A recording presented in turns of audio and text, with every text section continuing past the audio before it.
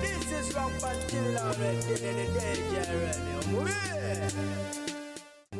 mwasuze mutya balungi bange banange nabasubidde olunaku regular naye nga ekisinga obukulu mu byonna kwe kuba abalamu ekitiibwa n'ettenda tubiddizemu ngumunange okuba nti tukyali balamu yase kopeje danyisanga koli ate nga nkwebaza okuba nga weekomedeko n'enkubazaako gyonna gy'otuusako engalo gy'osinziira munange yase ngenda kuba gate ntandikira awo we nakoma sigenda kuba nga nkulekerayo n'akamu yo basi eya link endala yagenze maaso kuba nga ate ekwata omuliro era ng'eno yabadde eva kasese ng'edda e Kampala yesawa zabadde nga nnya ez'ekiro awo ku luguudo awo mu bitundu ebya Wakaligaawo era ng'eno yabadde namba UBD 269 era nga kigambibwa nti tewali wadde n'omu eyakoseddwa abantu badduseemu era poliisi yabaddewo mu bunnambiro okuba nga ate etakkiriza omuliro n'abamu ku batuuze naye nga kino wekibeereddewo nga ebbanga terinawera wadde wiika nga baasi za link ziteereddwa okuba nga munange zikolaki ziddamu okukakkalabya so awo omuganda wasinzira n'agamba nti ye yakuloga abatakola ki tennasambugo. So when I talk about fire sigina kuba kati munange nerabira omurro ogwagenze mu maaso kuba nga gukwata wali eri ku mukutu ogwa Twitter oluvannyuma lw'omukulu amanyiddwa nga muhoozi okusoosoonya omukulu amanyiddwa nga Bobi Wine. Bobi Wine tumumanyi nga omuntu atatera kubanga ayanukula mu bantu just in case waliwo ababa bakoze ki bamulumbye, but this time round yagenze mu maaso kuba nga ate ayanukula omukulu amanyiddwa nga muhoozi. Bangi bamulumbye ne bamuvuma ne bamukolamu obutambi ne bagera bino ne bagera biri naye nga eva awa asirise nga bannamawulire bamusalako kubimubuuzaako mwana tutanyiga ng'agamba kimu nti ebitalina makulu tetubiwabudde. Kakati omukulu amanyiddwa nga muhoozi yagenze maaso okuba nga ate ajja n'akafaananyi ka katuuni nga katuuni zino kuliko eraga nti Bobi nga kuliko n'endala eraga nti ye muhoozi nga muhoozi atudde era nga kwatudde kiringa kitebe kuliko ekigambo ekigamba nti Better Uganda nga mu Bobi Wine ayimiridde wakati awo wabaddewo omugatto omunene nga guliko erinnya lyani lya Museveni. Kakati nga Bobi Wine mbu agamba muhoozi this is my size keep off nga agamba muhoozi mbu enengato yange ejja munze ye size yange giveeko. Muhoozi n'amwanukula n'amugamba nti is bro it's not my fault it's my jeans bwatyo bwe yamugambye mbu munange kitwale ize wa Luganda ensobisi yange wabula obutofaali bwange bwe bwankasuka eno okubanga ndi mwana wani wa Museveni so tonnenya. Kakati gundi eyo akafaananyi ako yagenze maaso kuba nga ate akwolekezaako ebigambo mu kapostinga ng'agamba nti me and my young brother Bobi arguing over who can fill my father's shoes. Bwatyo n'ayongerako ng'agamba thanks the best artist in Uganda Kintu bwatyo bwe yategeezezza ng'amugamba nti nze ne muganda wange Bobi nga tukaayanira kwani agenda okuba nga ate adda mu bigere byani bya kitange Kaguta Museveni. Bwatyo n'ayongerako wansi awo nti weebale nnyo omuyimbi wange kyasinze mu ggwanga lya Uganda Kintu oba Kintu. Bwatyo muhoozi bwe yatandikiriza okuba nga ate asoosonya Bobi Wine, but Bobi Wine didn't take it cool. Yavuddeyo n'agenda maaso okuba nga ate amwanukula era nga mu kumwanukula Bobi Wine yawandiise n'agamba nti I'm not your brother, I'm not competing for your father's shoes, you are entitled to Museveni's shoes, cars and even his heart. One mistake you make is to think that Uganda is one of your father's properties for you to inherit. Bwati bwe yamwanukudde nti nze siri kabulaza wo siri muganda wo era nze sivuganya kubanga ate munange ntwala ngatto za kitaawo era gwe kyolina okumanya nti gwe ebya Museveni bikukwatako kubanga oli mutabani we olina okubanga obisikirayo entitled to them oba to his property okugeza ng'ente enkofiira engatto ze ebintu ebifaanako ebityo naye ate ensobi gyogera maaso okubanga ate okola kwe kulowooza nti Uganda yeemu ku ebyo ebyobugagga bya kitaawo oba ku bintu bya kitaawo byonna okubanga ate gwe okola ki osikira bwe bityo byagenze maaso okubanga ate bunange bifaananako ku mukutu ogwa Twitter nga muhoozi ne omukulu amanyiddwa nga Bobi Wine bagenda maaso okubanga ate betwalaganya naye nga ye omukulu amanyiddwa nga Dr. Jose Chameleone naye yalabiseeko mu maaso g'omukulu amanyiddwa nga Bobi Wine after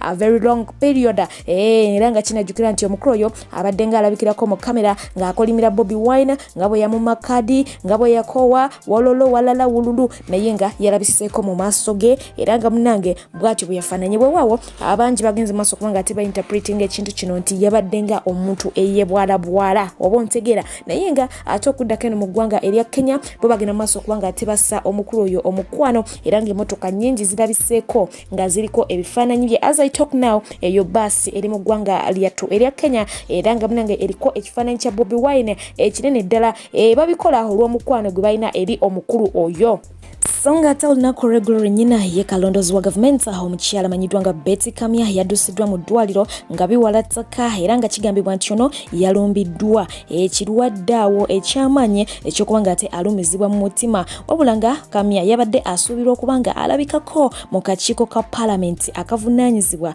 ku kulondola emirimu gy'ebitongole bya gavumenti abeeko byannyonnyola ku vulugu ali awo wakati w'ettaka ly'e Naggulu Nakawa Yassa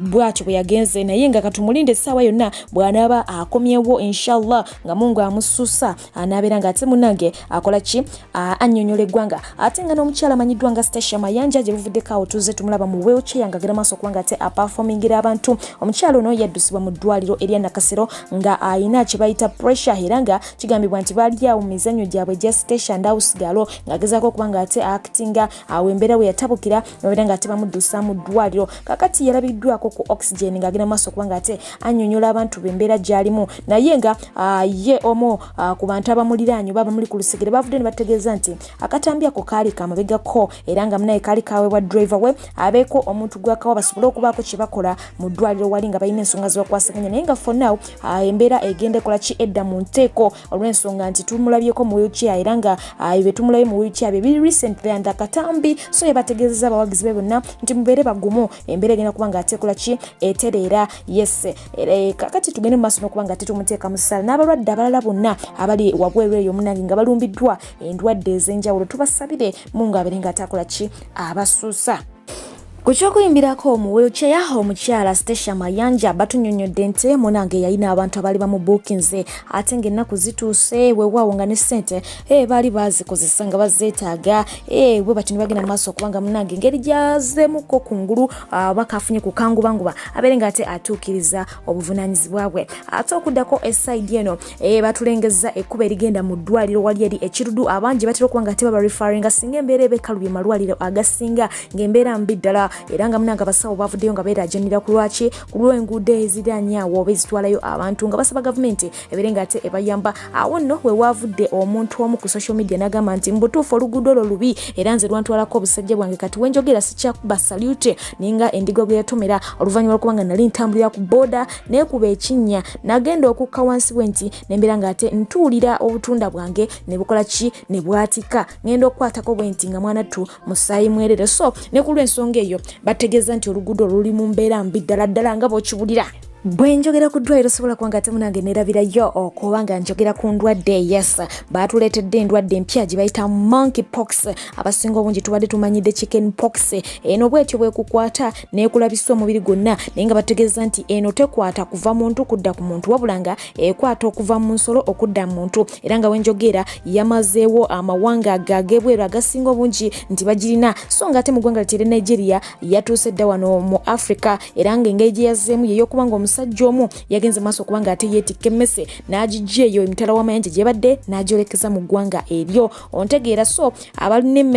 emmese ezo zigenda kuba nga zisomba obulwadde buno bubeere nga ate bukola ki bubafenkenya oba butufenkenya bwe kityo bwe kiri awo nno kinajjukira nti tubadde twakava mu lutalo lwa COVID-19 era nga n'ensi ezisinga obungi tezinaba kuba nga zidda mu nteeko lwaki lwa lunnaba olwo naye nga ye omukulu amanyiddwa nga Dr. Kizza Besigye yasobodde okuba nga ate akunga bannamawulire n'abategeeza nti bannange nze sigenda kuzikiriza ku nsonga y'okuba nga ate neekalakasa ku miwendo gy'ebintu egyewanise mu ggwanga lya Uganda era nga yagenze maaso okuba nga ate akunga abantu ab'enjawulo abannayuganda n'abategeeza nti bannange musitukire wamu munneeyungeko tubeere nga ate kino tukola ki tukisalira amagezi bwe tutakikole bwe tuti ebintu bigenda kwongera okuba nga ate birinnya era nga mugenda kwesanga nga bingi mulemeseddwa okuba nga ate mubikwasaganya kakati ono oluvannyuma lw'okuba nga ate emisanvu egya poliisi givudde ku maka ge wali wenyini ekasangati yasazeewo okuba nga ate munange atandika olugendo lwe immediately nga bakavaawo wabula ng'ono teyakkiriziddwa okuba nga ate asuka tawuni y'akasangati bamukwatidde awo wenyini nabeera nga ate bamulemesa plans ez'okuba nga ate yeekalakasa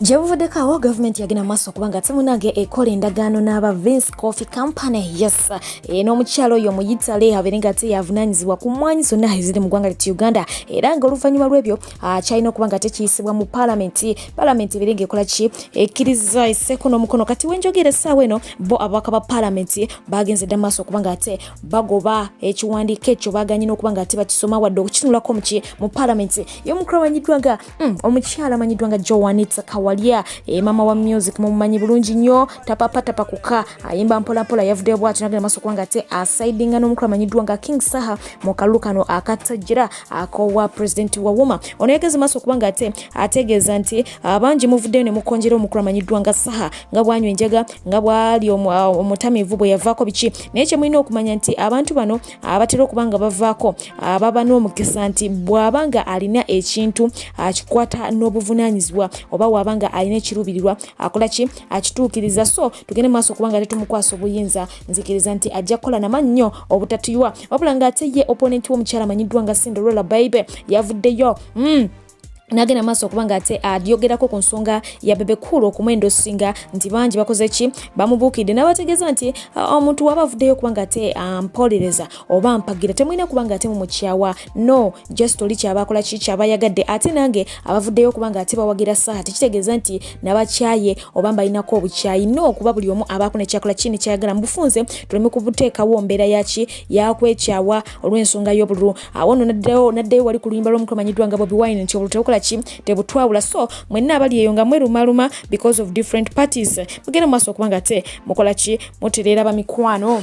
Jevuddeko akatambi kagenda maaso kubanga tekasatulatinga ku social media ng'omukulu amanyiddwa nga Dr. Hamza Ssebunya ali wali eri mu State House ne ttiimu ye n'omukulu amanyiddwa nga Yoweri Kaguta Museveni akatambi ako wetwakogerako bangi ne batwala saketi nga wetukoze ki bayita photoshop okitegeera wetutema ekigambo walolo walala era nga balala bagamba nti nedda tekirina tabbo omwami ono wabanga yagenze mu state mulekera okubanga ate embeera yonna mugyetuliriza ku nsonga ya politics kakati omwami ono oluvannyuma lw'ebyo ebingi yayogera ku social media yawaliriziddwa okubanga ate avayo anyonyole ensi kiki yali akola mu State House ono yabategeezezza nti banange nze ndi musawo yes ndi musawo mwena mukimanyi bulungi ate ndiringa nnyo ku saidi y'abamaama n'abaana wano mu kuzaalisa okitegeera n'ategeeza nti ne gye buvuddeko nagenda maaso okubanga ate anteekawo eddwaliro mu bitundu eby'ejjinja mwena mukimanyi bulungi kakati nabadde nina byenjagala okubanga ate munange ntuukiriza nti eddwaliro lino libeere nga likola ku bakyala n'abaana era nga njagala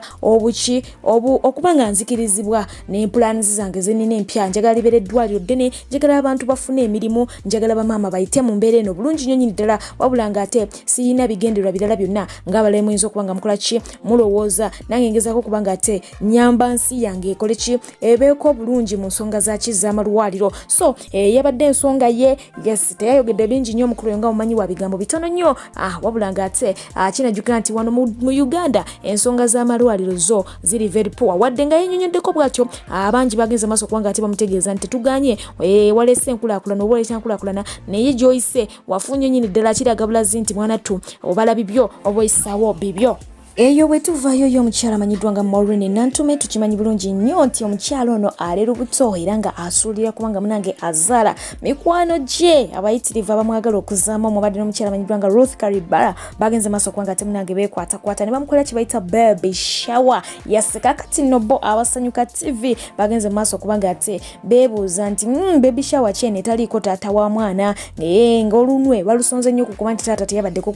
ku baby shower wabula nga bo ba social media bagenze maaso okubanga ate babateeka mu line ne babategeeza nti as long as keeki kweri maama wendi olubuto lwange ebyatata si nsonga era nga babategeezeza nga ebaagala ennyo ebyononese mu kifo ky'okubanga ate batunulira ku saidi ey'ebirungi ne bategeeza omukyala mumwagaliza okusimuluka okulungi ne kutandika okubanga ate mumusojjogola naye nga bo balese question marks ennene ku nsonga yaani ya Tata lubuto mu byonna tugende maaso okubanga ate tusabira omukyala nasimuluka bulungi n'abakyala mwenna abali eyo munga bakwatireko banange mube nga ate mukola kimusimulukira ddala bulungi mu nsonga y'okuzaala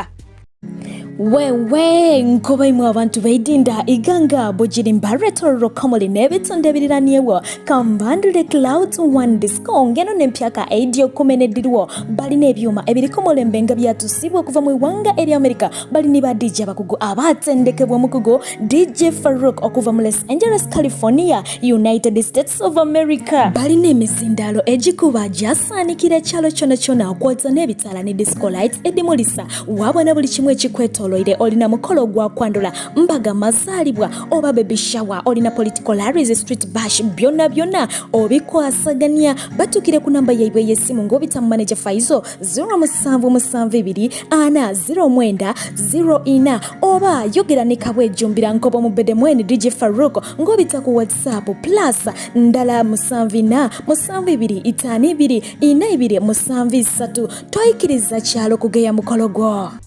Yo mukuru amanyiddwa nga Nancy Henry yes bwatyo avuddeyo nagenda maaso kubanga ate ayogera ku bayimbi banne abasibireyo mu bitundu eby'emakindye era ngono ayina ne gwagenze maaso kubanga ate asaasira si mulala ye mukyala amanyiddwa nga Spice Diana n'amutegeeza nti mukwano gwange nkwagala nnyo singa obadde mugezi eyo wandivudde nayo n'obeera nga ate ojja mu bitundu by'enentinda ne twebeerera eno mu mirembe gyaffe naye nga ensonga gyawagamba nti abavubuka bangi abazze mu music mbu bayimba simanya baagala kuyimba naye nga basazeewo okubanga ate amakanda bagasimba emakindye agamba nti bano tebaagala kukola wabula omulimu gwe bakola gwe gwakagala okubaga ate bafugaza abalala era nga agamba nti bano balimu n'emize egy'okutandika okweroga bagamba mbu beeroga simanya bakola biki beefuuyira emmindi bakola buli muze omubi gw'omanyi mufo ky'okuba nga ate beeyambako okwekulaakulanya kwegamba agambye nti abayimbi abasula emakindye bafu bazibu ddala abasinga obungi si bonna naye abasinga obungi jjukira nti abayimbi abasinga obungi wano mu ggwanga ly'e Uganda beesi yaabwe eriwa eri makindye buli muyimbi gw'owulira nti asula makindye buli muyimbi gw'owulira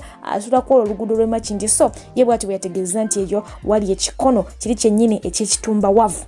Bwetudde side eno ku NTV yes abakozi ababadde baluddeko ebbanga bagenda basiibula mpolampola but kyonna kyekiri omukulu amanyiddwa nga Edwin Musime ngono badde kukolera ku property show yes NTV ebadde eragibwa buli lwa Sunday awe watyo nga akulaga munange engeri gy'oyinza okuba nga ate okolamu ekizimbe kyo ewe ebizimbe by'okuga ebintu badde byakwekulakulanya ebityo omukulu ono agenze maaso okuba nga ate ategeeza nga bwagenda okuba nga ate alekulira era ng'eyo abadde amazeeyo emyaka egisoba mu 10 awo gityo naye nga bategeeza nti omukyala amanyiddwa nga Christabel ngoyo no abeera mukyala we yagenda okuba nga munanga akola ki atekinga over ngera ebiseera ebisinga gwabadde atera okuba nga ate hostinga naye sheno sometimes si buli lunaku naye sometimes so agenda okuba nga ate agitakinga over officially ye agenda okuba nga ate stepping down naye nga yo omukulu amanyiddwa nga Rasa naye yavuddeyo nagenda maaso okuba nga ate ayongera okujoga abakyala ng'agamba nti as long as nze nina ssente ngera kuwasa abakyala bonna benkola ki benjagala emirundi gyonna yagala gaana banti abakyala bafa kimuki sente kati nze nja kuteekawo sente zange ku meeza ayagala akole ki ajjalye nga nange bwenkola ki bwendya. Ye mukyala amanyiddwa nga Shiba naye yavuddeyo nayongera okuba nga ate munange akambuwa lubuto n'agamba abaami mulekerawo okuba nga ate mutulabanga ebintu tuli bantu banange tulina feelings tulumizibwa kwegamba bye muyinza okuba nga ate mukola eby'obutujju byonna bisobola okuba nga ate bituluma olw'ensonga tuli bantu mulekerawo emize gyammwe egy'okulowooza nti ffe tuli bantu mulekerawo okuba nga ate mutuyisa obubi jjukira nti nakutegeezezzaako awo nti omukyala ono yaddukidde ku ki ku CID omuntu omu yagenze maaso kubanga ntwala saketi nti omukyala olimba tanaba kubanga avaayo kwogera naye nga gwerinda bulinzi nze nagge yagenze kuki ku police yo omukyala amanyiddwa nga Pretty Glow yes tumanyi bulungi nti omukyala ono yali muyimbi era nga yakolakawo ku nnyimba n'omukyala amanyiddwa nga fiye wabula nga ate embeera yayongera okuba nga ate etabuka era nga yaliko girlfriend w'omukulu amanyiddwa nga Cute Kaye omukyala ono yagenda maaso okuba nga ate agetinga addicted yavuddeyo natotola wa addiction gyemutuusizza era nga agamba nti yagenda maaso okuba nga ate abatolinga nayo abadde abuze ebbanga ddene era nga munange bamukwatirakaawo ne mu mbeera etali nnungi ey'okuba nga mbu abba akasimu ebintu byali biwanvuwanvu awo naye nga yategeezezza nti abatolinga era nga ayagala okuba nga munange avaako ekintu ekyo ate nga y'omukyala amanyiddwa nga full figure Nakangubi presidential advisor yavuddeyo nga mukambwe muzibu n'atabukira omukyala amanyiddwa nga Antikaduka yamututa esaketi n'amulangira obubbi nga wabba bakadaama simanyambu abazimbira obuyumba n'abagulira ebikwasokwaso ebintu ebitategerekeka n'abatera mu budduuka n'abalimba mbu ye bizinesi zammwe n'agamba ne bakadaama mbu nabo basiru yabalangidde n'ababuuza omuntu omala otya emyaka 2 nga teweegaddanga n'olowooza nti munange oli bulungi nti muli basiru bakadaama basekadaama temutegeera wolo kwegamba kyatabavumye nga tekiriyo naye nga ye omukulu amanyiddwa nga Dr. Sefco yavuddeyo bw'atyo n'agenda maaso okuba nga ate ayirawo bakadaama omubiri n'amugamba nti olumba otya bakadaama nga obalumba yavumye bakadaama ebigambo efulufiga mubimanyi byensinza kuba nga ate mbayisiza mu kamwa naye nga kyobamanya yabavumidde ddala kaakati nno ngenda kuba nga nkuwa Dr. Sefco nga annyonnyola oba nga awa fulufiga level naye nga yesu nabakutwalayo n'omukulu agenda maaso okuba nga ate agamba nti yazaala mu fulufiga omwana gw'alina ffe gwe tumanyi gwe bayita simanya Museveni Pyros Caro agamba nti nti ayagala mwana we era ng'agamba nti full figure wabanga awakana nti osi mwana we jjukira bulijjo naye amuvuma wano mu kamera n'amutwala saketi ng'amugamba nti va ku mwana wange tomanyira akasajja gwe wolololo nze nzaala ntya mu kantu akalinga gwe. Omusajja avuddeyo agamba nti nze njagala DNA test. Full figure wabanga akakasa nti omwana si wange amuleete tubeere ng'ate tumutwala ku DNA ennange. But Maureen Nantume yassa ekintu omwana yakikwasaganyiza Tata era ngono yamubuuziza nti will you marry me, engagement ring kalumye eddamu nange era nga Risa ne woba gwe teyasobodde kuba nga ate agaana. So essaawa yonna tulinda ki? Tulinda birayiro banange. Mwatutiisa nnyo laavu nga mugamba nti kawundu kakubye Denisa wololo walala welili naye nga abaana babayo n'abazungu babikola baba babadde mu kawondo kakubya Denisa bazaddeyo omwana kati bakajjukira nti omuntu alina okukola ki? Okuba ebirayiro bannange. Anyways katubagaliza obufumbo bulungi. Recently omukyala amanyiddwa nga omulongo Babirye omwagala w'abaagi n'abagambye omukyala akooye ayagala kulekulira era nga byennayogedde yabyeyogeredde na mu mwagwe bannaye lwaki mulemererwa okuntegeera bamikwano ngenda kuba nga atemba wakatambi mmwe abawakana nga mugala tasobola kulekulira ye nga lwaki talekulira naye muntu atuuka n'akoowa banange muleme kubeera ate nga muli so addicted to that extent. Munvumira bwerere baswirat ekituufu kiri nti omukyala yayogedde n'omumwa gwe n'agamba nti akooye ayagala awummulemuko afunye ebizibu bingi okusinga emirembe n'essanyu kamba wakatambike mbatereka akafuulu figa ate oluvannyuma mbere nga mberekereza Mungu atakuumira mpeera nga bulijjo asigale ng'abankuumira mbaagala nnyo gwe kyonna kyotategedde mu mirembe mukwano mbuuza wolabye ensobi wenkoze ensobi mu mirembe sweetheart ngamba nti fifi oyogedde bwoti nekirina kubeera wekiniweki nja kuba nga nsiima nnyo okumpa buladdaana okuba nga ate onvuma sweetheart naye nga mbeere bulungi mbaagala nnyo mweraba. Emba nali nsaba omulimu saasaba gwa scandals aliba nesigalayo yonna gyendi nenkolereyo obuvuyo bwange naye nasaba mulimu gwa kuweereza bantu gwa kukolera bantu so nenfokasinga ku ekyo era nga kyenfokasinzeeko n'okutuusa olunaku olwaleero. Nkoze okumala ebbanga ddene mukama yansaasira ne mmanyika mangu nte nenkuuma obumanyifu obwo paka okutuusa olwaleero. Tukola tuweereza abantu era tukyebaliza mukama Katonda. Buli kintu ekiri original kibeeramu duplicate naye nze kyemmanyi duplicate tawangaala. Ekisente kiri fake bw'okitwala ku dduuka erisooka ne kirigaano genda okituusa ku dduuka eryokubiri ate nga kirabika nnyo ate kati ono fake. Yenna akola fake ajja kuwanduka yekka mpola mpola mpola mpola mpola mpola mpola mpola era original asigala atambula. Akasente akali original kakola emyaka n'emyaka bw'okajja kulina edduuka bw'okatwala ku ddala ensonga lwaki mulongo atambula ebyalo Uganda yonna okumala emyaka gyonna ebintu byabikola misana baluwa zireeta misana fact ne baluwa zikooye kino ndooza gwe gusoso kyogera ebbali naye babawuliriza bange bakimanyi ne programu yennyini gikooye emenya esaana sacrifice esaana omukwano mungi abantu baku expectinga mu bingi esaana okubudaabuda